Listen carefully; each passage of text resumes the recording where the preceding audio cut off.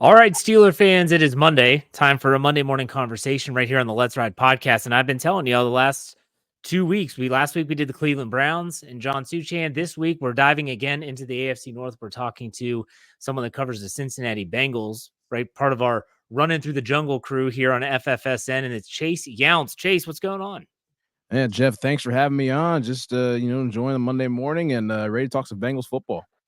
I don't know if I want to talk about the Bengals, but here we are talking about them getting ready for the 2024 season. And this team is really interesting to me, not just because it's an AFC North rival or anything like that. It's interesting because last season, 9-8, how they finished, no Joe Burrow for the vast majority of the season. Mm. Let's talk about that first. I think that's where you have to start. Joe Burrow, like he is the guy for the Bengals. All reports so far have been clean, right? In terms of no lingering issues with the wrist forearm injury he had last year? Yeah, everything seems pretty good. He's been throwing at the OTAs and mini camp and everything, and all signs seem pretty good going into training camp and all. It was just, the last half of the season was a struggle in that regard where it was like, man, like, Burrow's not out there, and we don't know what we have in Jake Browning, and Jake Browning played pretty well overall, but Mhm. just like you said, Burrow's the engine. He is, when all systems are go for Joe Burrow, the Bengals are one of the toughest teams to stop in the National Football League, especially in the second half of the season when they start getting things going. I mean, it's almost game over at sometimes for a lot of these teams in the National Football League. But again, availability is the best ability, and Joe's just got to stay on the field and be out there and try to be his very best. That's a great way to put it. Let's talk about what I think, because I think 2023, if it taught us anything, is that Joe Burrow is extremely valuable. It's that they still have a really good offense, even when he wasn't in the lineup. I looked at the defense and said, man, like the Bengals defense was definitely struggling last year in a lot of different areas. And go back and let's look at 2023. What were the biggest issues on the defensive side of the ball? And this is before we look at players that have been added to help bolster that group. Well, I mean, when you lose the line of scrimmage, I mean, you lose the football game. Yeah. And stopping the run has been a huge issue for the Cincinnati Bengals over the last couple of years. I know there were times again in 2021, 2022, and the team was, they'd have their moments when they would have holes in them, and they'd have their moments when the defense would step up and stop the run. But just last year, it was consistently just gash after gash after gash, and running backs that had no business rushing for over 100, 150 yards were doing exactly that.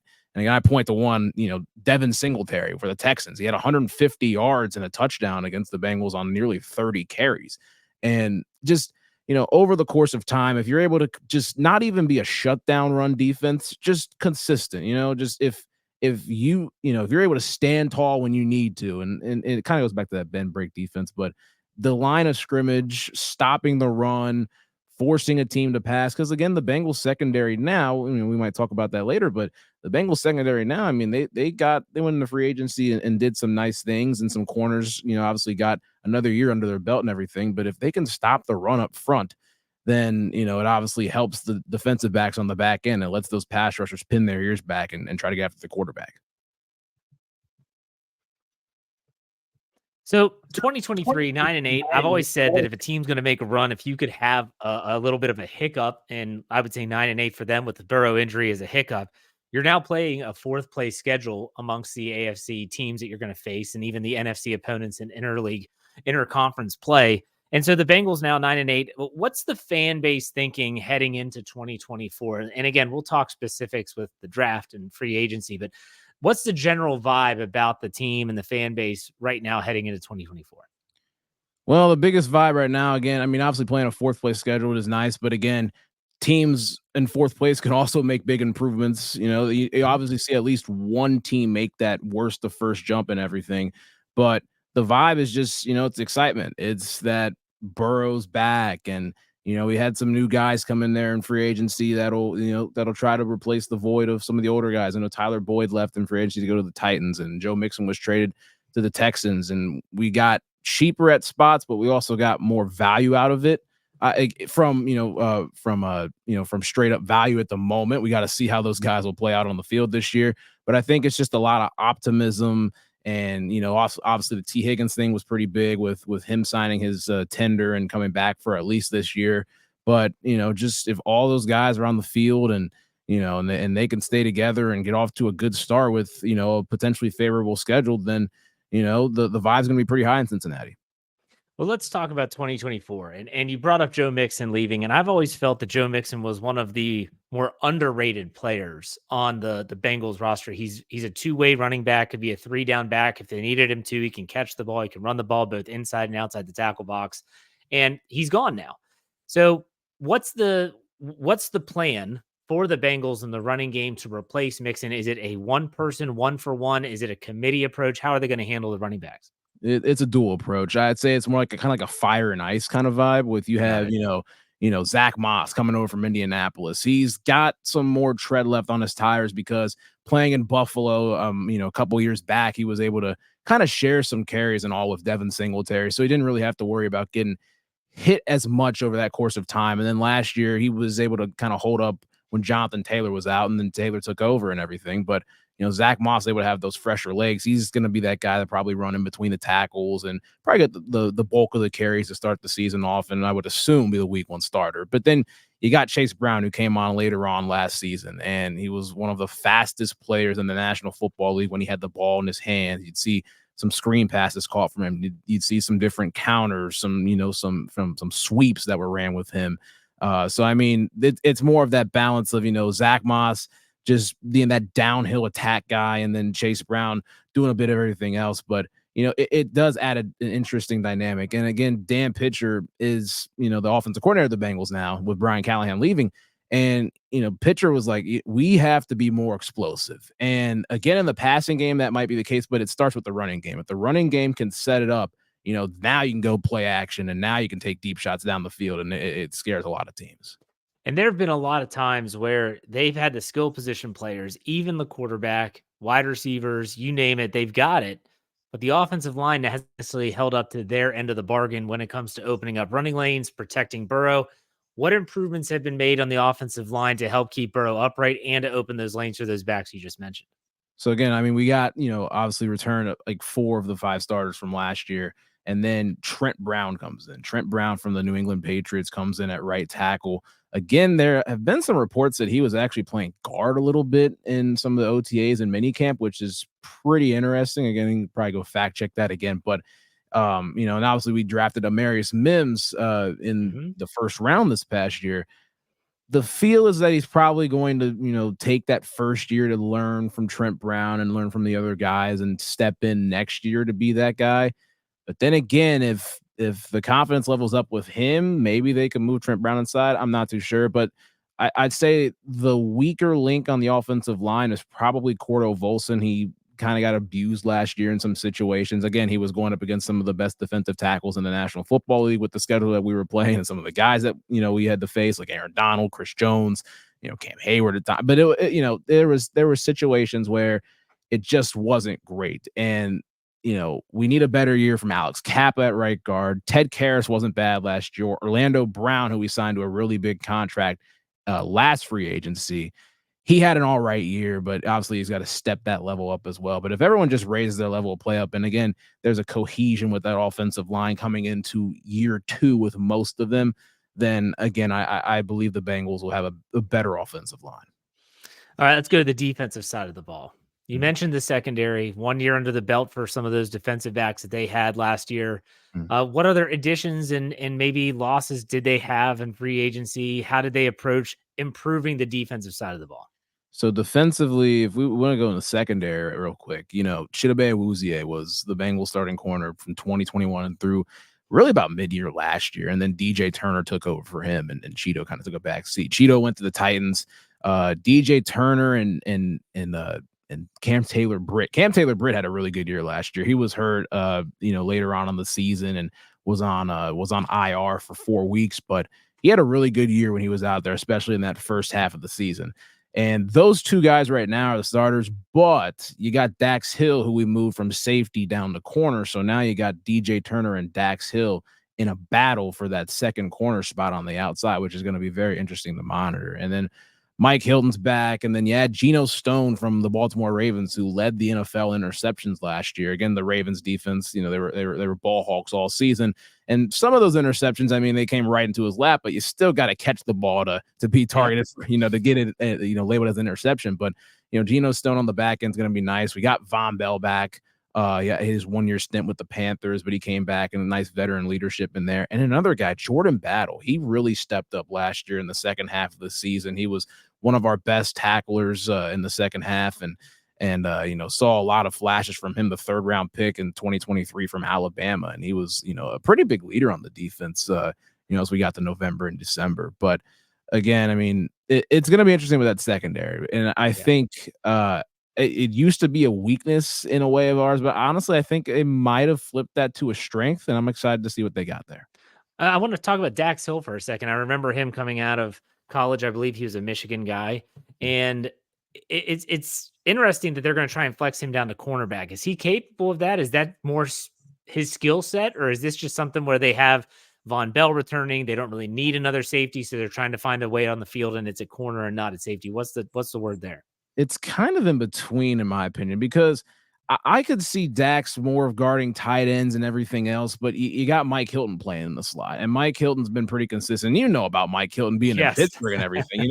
He's blitzing off the edge, stopping the run. He's covering in the slot and everything. But I think they're just probably trying to find some spot for Dax Hill to get a chance to play. But again, Dax is pretty lengthy. He can play on the outside if he's able to get his hands on receivers and jam them pretty well. This is going to be pretty interesting to see. I mean, he's played press against some guys back in college, but again, I mean, it's going to be a big training camp for him to see if he can really make that transition and give DJ Turner a run for his money. So one of the big talking points amongst the Bengals this past offseason was obviously T. Higgins and him wanting a long-term contract, and he waited forever to sign his tender, and he finally did. But also, you had a pass rusher. Hendrickson said that he wanted a new deal, and he was actually talking retirement at some point. Is there an update on that report? Where is he in terms of contract, and is he showing up to things? Like, what's the take there? It was really odd. So funny story. I was going to a Reds game that night when Trey Hendrickson decided to, request a trade and everything. And I park right behind Paycor Stadium. And once I park, I get an alert that he just requested a trade. I'm like, wait, what the heck? So it was just kind of weird how that whole thing happened, but it was random because he showed up to OTAs one day and then everything just kind of went away. Like there's been no real talks about it. And he was really, it was odd. It was so odd. And again, I mean, I'm not going to complain about it right now because I mean, he had 19 sacks last year and everything, but obviously I would assume that talks are going on behind the scenes that no one has even said, but he's back and everything. He was at all the OTAs, the mini camps and everything. It was just a very weird thing. But again, with T. Higgins, when you pay Joe Burrow $55 million and you got a guy like Jamar Chase coming up, he can get paid next year and all. And Justin Jefferson signs the $35 million deal. Or I think it was 40. It was somewhere in that range where it was just a lot of money. I think it was 35 million. But when you got a guy like Jamar Chase in there, you got to pay him as well, and you're gonna have to kind of defer some money off to the side.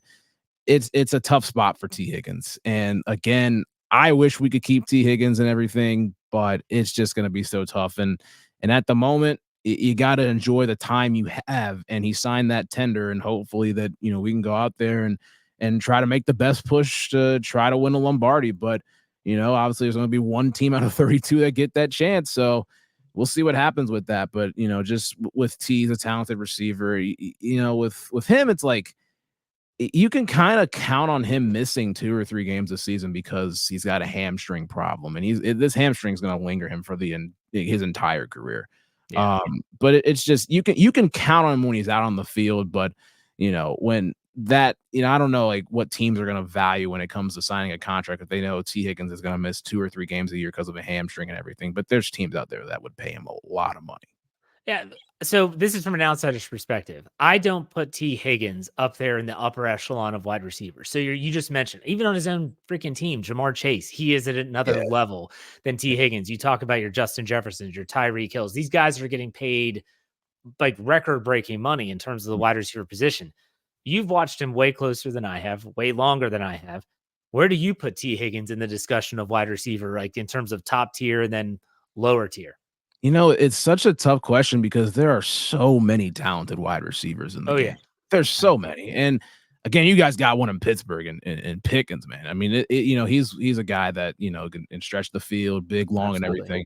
But, I would say he's kind of like an older fashioned receiver in a way. He's that big prototype guy that you want that, he can get the top shelf ball. He can run routes pretty crisp and everything. He doesn't have that breakaway speed that guys like Jalen Waddle or Tyreek Hill or Jamar Chase or any of those guys have. So I think he just does it a bit differently. Would I put him in the top 10? No. Would I put him in the top 20?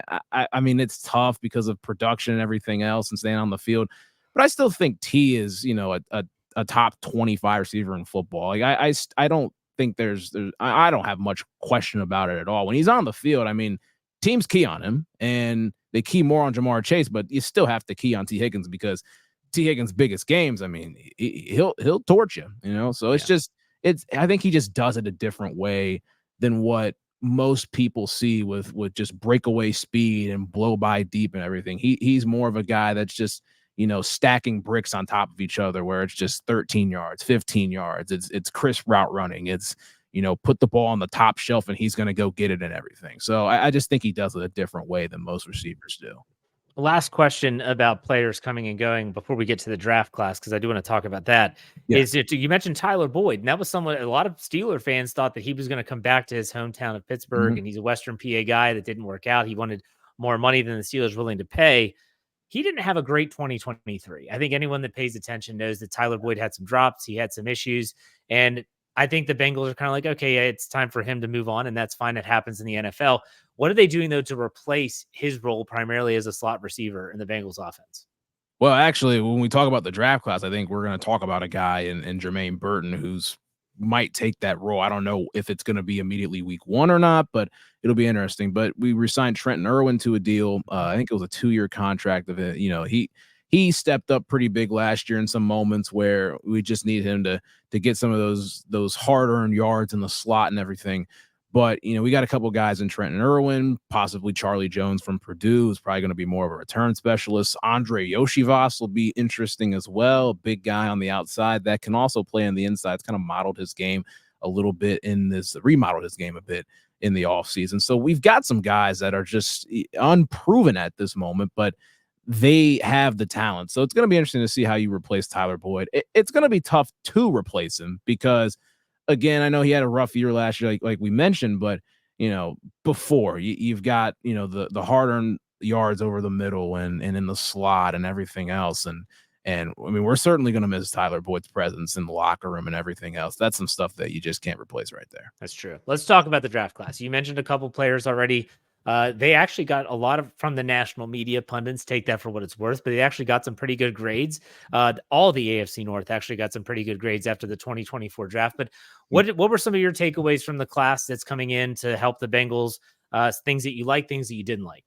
I'm glad that we addressed the trenches in the first couple of rounds. I know obviously we got Amarius Mims in the first round and kind of, stored him away maybe as a project and everything else, but we'll see what happens with him. That dude, I don't even know how to describe. He's like an athletic specimen out there. He's 6'8", 330, 340. He can run and run, block, all this other stuff where it's just, it's scary, but we'll kind of keep that over to the side. But a guy who can make an immediate impact from Michigan, Chris Jenkins, the defensive tackle. He was a really big piece for us to get. We signed Sheldon Rankins on the defensive line this offseason, and BJ Hill's still there. But Chris Jenkins is primarily known as a run stopper when he was in college at Michigan and was a big part of them winning the national championship. And if we can just plug and play him in there and, hopefully he can make some noise as a rookie. So that's going to be big to see. And then Jermaine Burton, just a deep threat from Alabama who really didn't play a whole lot in the slot. And this is a very interesting thing where maybe he has actually gotten some more work in the slot from what I've heard over OTAs and minicamp and all with guys like Jamar Chase and T. Higgins not being at some of those events. But, if he plays a little more in the slot, it's going to be interesting. But then again, that also adds potentials for Jermaine Burton to play on the outside with T. Higgins and move Jamar Chase in the slot and move those guys around and just kind of have a bit of a carousel, which would be very interesting. Yeah. So I'm really intrigued by the Bengals, and I'm also intrigued, and I'm going to ask everyone that I've had asked, John Suchan, who covers the Browns for Fans First Sports Network last week. I'm going to ask you the same question. Mm. When you heard the news that the AFC North is going to be highlighted on Hard Knocks in the final Uh, 6 weeks of the regular season, what was your take? The Steelers have never been on this show, so this is unique for us, but the Bengals have been featured on a Hard Knocks before. What was your take when you found that out? that was very interesting. I mean, it was I don't even know how to describe it. It was like a whole division, and it's the best division in football. Hard Yep. nose. You're gonna see the absolute real from all of these teams that just dislike the heck out of each other. And I'm gonna put that in the PG term, but just teams that just don't like each other, and they're trying to fight for that division. It's gonna be really fun to watch because you're going to see some of the best players in the National Football League behind the scenes. You're going to see Lamar Jackson behind the scenes. You'll see Joe Burrow behind the scenes. You'll see TJ Watt. You'll see Myles Garrett. You see all those guys just around, behind the scenes the same week, of all these games and everything. It's going to be so fun to watch and just see some old school smash mouth football and see the behind the scenes of what these coaches and how they're really talking about these opponents that they're about to face. So, it really fires me up is what I'm going to say in that regard. Yeah, there's a lot of Steeler fans that absolutely hate it. They think it's going to be a giant distraction. They think it's going to Yeah. lead to nothing positive, and I get that, but I think it also is going to be very entertaining, and it's Oh, going to be yeah. a lot of fun to watch. I want to add you're plugged into the Cincinnati Bengals fan base, Mm. and I'm always curious, how do the other fan bases view the Steelers? So let's talk not historically, but let's talk Yeah. about this season. The Steelers have a lot of changes, especially on the offensive side of the ball, especially at quarterback with Russell Yeah. Wilson or Justin Fields, and they let Deontay Johnson go in a trade with the Carolina Panthers. Definitely in flux. TJ Watt is still TJ Watt. Y'all know that. But That is very true. what is what is the vibe around Bengals fans as it pertains to the 2024 Steelers? Around the Steelers, I think we all understand that the Steelers have put together a better roster on paper than what they had last year. They made some very good changes and everything else, especially in the draft and in free agency. And I Mhm. think Russell Wilson's going to be the biggest question in that regard because Russell Wilson didn't have a bad year last year. It was just the situation and everything else that was coming out of Denver. But I think overall, I'm not Bengals fans, they know the Steelers are still a threat, okay? Because the Steelers have, it's kind of gone back and forth the last couple of years, but over time, the Steelers have had the Cincinnati Bengals number for a minute. So I think we understand that the Steelers, whenever it seems like they're dead, they're not. So they are always in the race. You always got to watch out for them. They always have a tough defense. They always play a tough game against Cincinnati, and they're ready to go for that. But it's like, I think there is, as much as we don't want to admit it, there is a level of respect for the Pittsburgh Steelers. And again, I think we all know that they're going to, regardless of if there's injuries or if there's bad play and everything else, I just have that feeling Pittsburgh's just they're gonna find a way to be over 500. It's just I feel like that's just the case every single year. All right. So the next question is in last week when I had the talking with the Browns representative, it was interesting because I asked, how do fans view the Steelers in terms of rivalry? And John said, in the older fans, the Steelers are topped. Younger fans, it's the Ravens. So I'll ask you the same question. For the Bengals, when you all look in the division or just rivals in the NFL, who's the top rival for the Bengals? And so this is just, you could say any team, really.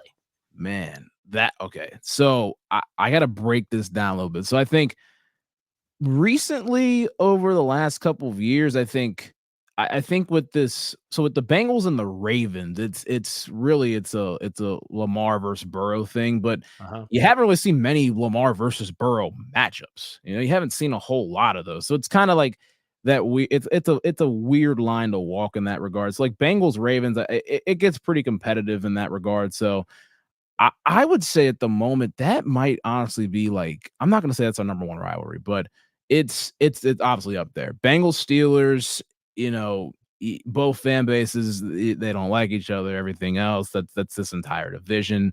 Um, it's so I'm trying to gather words here. It is really It's tough. fine. It's tough to describe with this division. It's hard to find the right words with this. But the Bengals and Steelers, obviously, you have stuff that stemmed from the 2000s and the 2010s and everything. And it's you already know that it's going to be a super physical football game with the Bengals and the Steelers, and maybe some extras come out of it. The Bengals and the Browns, I would say more for Bengals fans. It's kind of like the Browns are more of an annoyance. I don't know what that recently over the last 5 years, more of an annoyance because it's like, oh, we beat you guys. We beat you guys week 1. We beat you guys week 8, blah, blah, blah. Like, again, I know we haven't won any Super Bowls or anything like that, but it's like we have a different goal in mind. Like we're trying to, we've gotten close to winning this thing many, a couple of times over the last couple of years. And you guys are celebrating in the streets about this one. But again, it's interesting, but I think it's the Chiefs. I think it is the Chiefs. It's Burrow versus Mahomes. It's interesting having a rivalry with a team that's not in the division. That's a new thing that the Bengals haven't had to, deal with at all. But I think when Burrow and Mahomes are both out there playing their best, it obviously comes down to the wire, and you've had some of the best football games over the last couple of years. So I'd say the Chiefs is probably the biggest rivalry for us because of just the postseason stuff. But in the division, it's really a toss-up between the Ravens and the Steelers, and sometimes the Browns. The Browns have had our number in Cleveland, and then in Cincinnati, it's kind of fluctuated a bit. So it's just hard to kind of rank in that regard. The Chiefs are the measuring stick. If you go back to the Ben Roethlisberger era for the Steelers, yeah, the division was always important and very key, but it was the Patriots because the Patriots were the measuring stick at that time. It was Brady versus Ben and who's going to win, and Brady got the best of the Steelers way more than the Steelers, vice versa. But I get that. I totally understand that. Now, my last question before I let you go is just in general terms, what are your expectations for the Bengals in 2024? All the AFC North division has a really tough schedule this year, and it's going to be really difficult to, and sometimes that changes, injuries happen, but what's your expectations for the Bengals this season? My expectation is the Bengals, obviously health is wealth. They got to stay healthy, but with the schedule that they have up front, they have to start off hot. If they start off hot, then good things can happen down the stretch if they're able to get in a rhythm and right out of the gate, and then they play against some of these tougher teams in the middle of the season and toward the late of the season. I truly think if Cincinnati gets off to a hot start and they are able to just, strengthen their way through the rest of the season, I think they're an 11-6 football team. And again, I think 11 wins will get you into the playoffs in the AFC. It's, the AFC is a gauntlet, but I've got high expectations for Cincinnati this year. I think Burrow is coming out with a vengeance, and if he stays on the field and those other guys like Chase and Higgins are available, and you got other pieces that are, receivers and backs that can step up and be consistent and be, big when their number is called on, and the defense, I really think the defense is underrated this year. And if those guys can step up and everything else and get some better play from all those guys, I think we're an 11-win football team. And I'm excited to see what Cincinnati's got, but it has to be a hot start for Cincinnati if they want to get anywhere close to winning 11 or 12 football games. I did like to hear Joe Burrow when he was on the Pardon My Take podcast. His comments on TJ Watt showed a lot of respect for him. Yes, and I like how he kind of slanted them away from Myles Garrett. And I was like, thank you. Like, he is a dual threat type of player. He's not a one-trick pony, as Mike Tomlin would say. But Chase, I want to give you an opportunity to plug what you're doing for Running Through the Jungle, anything else you have going on, social media channels, all that good stuff. Why don't you do that now? Yes, sir. We're Running Through the Jungle is going very well. We're doing that. Cut to the Chase Bengals Blitz. We're partnered over there on the Running Through the Jungle network, doing a lot of good stuff over there. My socials on X or Twitter. I'm calling it Twitter, man. Younts Chase 32. That's my Twitter over there. I'm a student at the University of Cincinnati doing sports broadcasting, everything else, sports broadcasting, journalism, the whole 9 yards, and just trying to, follow a dream. So that's all. And I just love covering football. And again, Jeff, I appreciate you having me on the show. No problem. Good luck this season. I'm sure we'll be in touch as the AFC North battles get going. So, Chase, thanks for your time. I do appreciate it. Hey, thank you, Jeff.